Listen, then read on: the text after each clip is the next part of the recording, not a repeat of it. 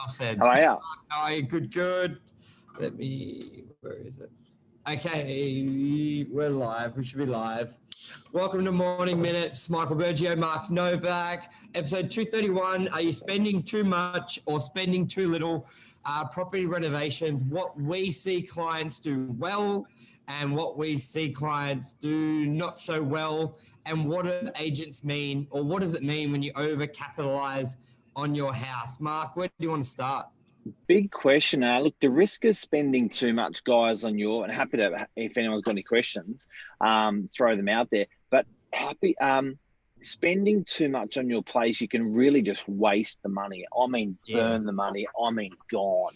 And overcapitalizing is a huge thing for people, because if you do that, like, no one likes to burn the money. You'd rather spend it on something else. So people are always asking real estate agents, what are the guidelines? What do I spend money on? What don't I spend money on? And then equally the opposite. You don't spend enough, it doesn't present well. People penalize you when they go to rent it, or they penalize you when they go to buy it. Yeah, and I think a real easy example here, that we'll just give the extravagant example of where it goes wrong, and then we can fine tune it. You've bought a knockdown, you build a home. Yeah. It's generally someone of an ethnic background. Then they build a monster home. It's full brick, if not 3 bricks wide. Great example. Yeah. Yes. Yeah. Yes. It's because that's just how you do it. Marble kitchens, gold tapware. It's just you could have done it for 500,000. You've done it for 1.5. Whatever happens, divorce, death, it's generally not a good example, because the reality is, where people need to protect themselves, they're doing this build because they see this build as being a lifelong build majority of the time. But something happens, and then they've got to sell.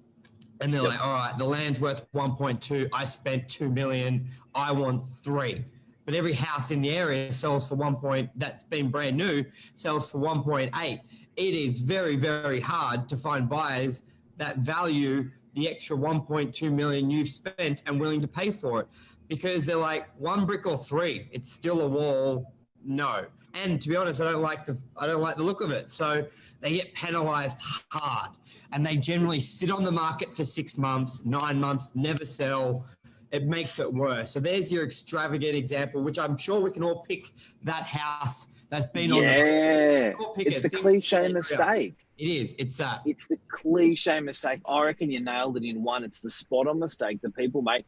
Now, if I'm building a home with Master Turn, or who are the Icon Homes, or who are the big, I don't know who the big builders are out there at the moment, but they're going to help. Who are your big home builders? Who's doing a lot of the home builds out in Norwest? Because they're the people who have it down pat. They haven't done too little, and they haven't done too much, and the price is sharp. And even when you upgrade from there, you're not upgrading from 1 brick to 3, and the price goes from 500,000 to 1.5 million. You're upgrading from a $500,000 home to a 600, to a 700, all within reason of recouping it back if you have to sell. So they're pretty. I think you've really got to base your price, if you're going to do it yourself, on what these guys are doing. Yeah, so if you're building with these builders, they will quote 400, 500, 600,000 for a big home to do a brick veneer home. That home will be brick on the outside, and it would be timber and in the middle, gyprock on the inside. Now, as soon as you and the slab, which is the floor between the ground floor and the first floor, the slab will be timber when they quote that. So that's how most homes in Australia are built. Yep. The European, the Greeks, the Lebanese, the Italians, they will do double brick. So they will do brick on all the inside walls between the bedrooms, between the lounges. They will do in brick. They will do not only an outside skin of brick, that there will be no timber in the walls. The inside of the wall will be brick again, which is why we call it double brick. When it comes to the slab, they won't do that between the ground floor and the first floor. They won't do it in timber. They will do it in a concrete slab. So once you start doing that sort of building, you can pretty much double your cost. So you're going to go from a $500,000 or $600,000 home to a $1 to $1.2 million home straight away. Question. And that's before you've even got to your tapware fixtures and fittings. So we're just talking about the shell. Yeah. Yeah. Well, you know, so you know, to build these houses, it's going to be double. My question is, have you overcapitalized? 90% of the 90% of the occasion, yes.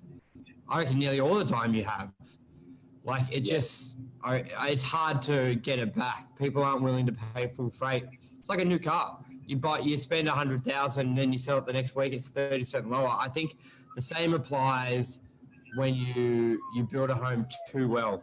But let's not forget, if you're going to live in it for 30 years, you're okay with it. But that's not saying the cheaper your Metricon and Anmal has put down the home builders out northwest that she deals with regularly. We're not saying they're not going to last 30 years, but I think it's, if you're going to live in it, I don't know, it's just a cultural thing more like probably. But because you said, Mark, you don't even see the difference in a knockdown. Like when you see a lot of a knockdown home, the fibros for the shitty double bricks that have run down, you really don't even see much difference in that either. So I almost think it's a myth that people love to see, and I don't know, I just don't see much in it. So that's where we're talking about overcapitalizing there. And look, I think, you know, you've got to look at your surrounding areas, guys. I love the saying, maximum impact, minimum cost. Yeah. Maximum impact, minimum cost. And you've got to look at bringing something to the market that's consistent with the market. When you're building a double brick, full brick home in a place where there's caravans, you know, you are completely over specifying for the area. Yeah. So I think that whatever you're doing, and back to that word, maximum impact, minimum cost, what is going to make the greatest influence over buyers when they walk through that's going to cost you the least amount of money? Paint and carpet is an absolute no-brainer. Love to know what you guys think out there. I said it simultaneously when you were saying it about your area, build for your area. So we're obviously speaking quite Northern Beaches bubble. Admiral said double brick is more valued towards Stratfield, Ryde, Putney. Yeah.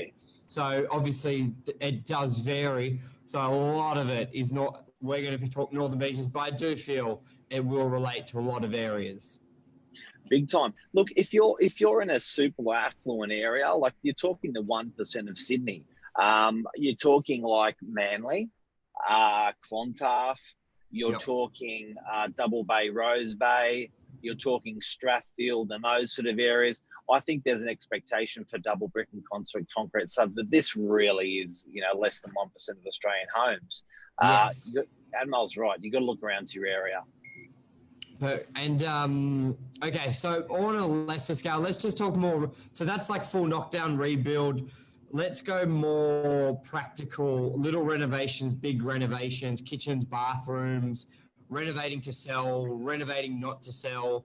What sort of your tips on timeline for that? So let's do, I don't know. Enjoy it. Enjoy it. I think that's the biggest tip. Enjoy it. Too many people do the reno, because we want to wrap it up in about 5-6 minutes. Too many people do the reno to sell and go, shit, I should have done this before. And they're just kicking themselves because they never did it, or they did it too late, or Mark, they did it too early. They planned for it to be a 10-year home. They did it all in year 1 or 2, and by the time they sell, it's no good. It's old. Look, I've got some buddies with some beautiful homes, and I've often, and they're saying, look, soonish we're going to sell it. You know, next couple of years we're going to sell it. Some of these homes are actually at their peak, and if they hold on another 3 to 5 years, they're going to be an old home. You know, they built these homes maybe 10, 15 years ago, and they're going to be selling them in maybe 5 years. They're going to be a 20-year-old home, but how do they look? They look old. Often these homes, when they're looking at their prime, but they need another coat of paint, but you know, it still could be passed off as a super modern home. It's often a good time to say, mate, you're at the peak of the curve of the value of the house. If you're going to sell it soonish, sell it now. Well, it's like you got to leave something on the table for someone. And let's use the analogy, if the kitchen's going to have a 20-year lifespan, then you can't use it for 20 years, and then you're leaving no use for nobody. If you use it for 10 years and you've left half the lifespan on the table when you sell, then it's going to have value. And obviously, the less lifespan you leave on the table, the less you're going to get for it, the less buyers will appreciate it. But you've enjoyed it for more. So give and take. You've just got to be reasonable. And how many times, Michael, do we get owners that we go to their house, they've done this lovely reno because they're going to sell it, and they go, why didn't I fix this earlier? Why didn't I do this earlier? Why didn't I? You know, enjoy your renovations, Yes. like live in them, enjoy them, have fun with them, because often we're tight asses all the way through. And then what we think, oh, we want to make money, we'll spend the money in the end. You could have enjoyed that. You really could have enjoyed that. So, you know, lately, I think a lot of people with COVID have been doing house renovations, you know, because they're living and enjoying their homes. Very clever and adding value. Lisa, Chris Henry's on. Or they invest in the wrong thing. How many people do? I think the mistake is people do your bathrooms, because the amount you spend on renovating one bathroom, you can almost do all the cosmetic improvements that they grab people's first impression when selling. Because bathrooms, or tenants. Because bathrooms, one of those rabbit holes that the cost can just go from $8,000 to $16,000 very quickly. So I think it's also be smart and have a defined line where you stop with your renovations. People go, I'm just going to do this. I think maximum impact, minimum cost. You know what I love? I love the examples of furniture places. Yep. Don't do the fantastic furniture, depending on your area, of course. Don't do your Coco Republic or even your Nick Scali underneath that, but do your Freedom furniture. The Freedom furniture have a great way of pulling off really expensive looking fit out furnished properties at a light budget. And your renovations are the same. Your renovations should have that ethos. Yeah, perfect. Anything else you want to add on today, Mark? Don't spend too much money. Look around at the area where you are and capitalize to be consistent with that area where you are. Enjoy your renovations, I think, is a big takeout. Yes, big maximum impact, minimum cost. Don't forget about those things. It's maximum impact, minimum cost. And if you're in a house that's aging and you've been enjoying it for 10 or 15 years, a big reno or a new home, be careful, because you could be right on the cusp of a major reno needed, and you're not going to get a premium for selling a house. So sell it now before she starts getting old. I guess it's like, you know, it's a bit like a human. You know, I've got to be really careful what I'm saying here, but it's a bit like a human. You know, that sort of 20 to 35.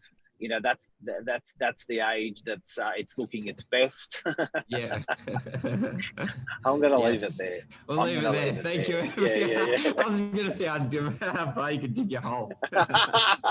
I'm not setting myself up for this one, but I think everyone gets what I'm saying when it comes to overcapitalizing. Yes, beautiful. Thanks, everyone.